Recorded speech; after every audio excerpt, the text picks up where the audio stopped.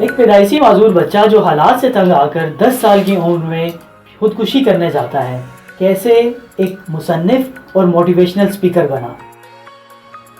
High everyone, welcome to orient your career. آج success story کے سیکشن میں آپ کے ساتھ ایک ایسے بچے کی سٹوری شیئر کروں گا جو بنا بازو بنا ٹانگوں کے پیدا ہوا، مگر آج وہ ٹاپ موٹیویشنل اسپیکرز میں شمار ہوتا ہے۔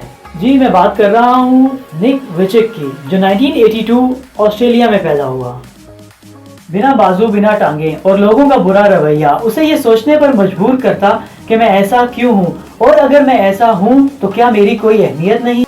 انہی برے رویوں سے تنگ آ کر 10 سال کی عمر میں نک خودکشی کی کوشش کرتا ہے، مگر قدرت کو اس سے کچھ اور ہی منظور تھا۔ وقت کے ساتھ ساتھ نک حالات اور لوگوں سے لڑنا سیکھ گیا اور اپنی کمزوری کو اپنی طاقت بنانے میں کامیاب ہو گیا۔ اپنی باتوں اور مثبت رویے کی وجہ سے اسکول کے دور سے ہی بچے اس کے ارد گرد جمع رہتے۔ یونیورسٹی سے ڈبل بیچلر کرنے کے بعد نک نے اپنے بولنے کے ہتھیار کو اور بھی اچھے طریقے سے استعمال کیا۔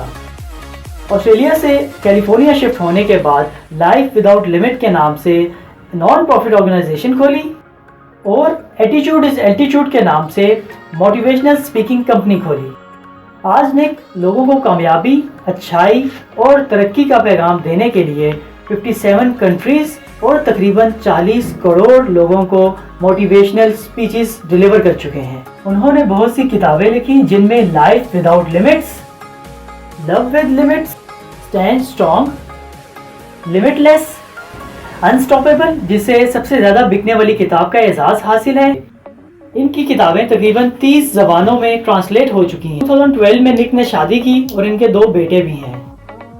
آخر میں آپ کے لیے نک کو ہی کوٹ کروں گا: I am going to try and try again because the moment I give up is the moment I fail. I hope this story motivated you. اگر اتنے مشکل حالات میں نک کامیاب ہو سکتا ہے تو ڈیفینیٹلی آپ لوگ بھی ہو سکتے ہیں۔ Stay healthy, stay motivated, keep trying and like, share, comment and subscribe our channel.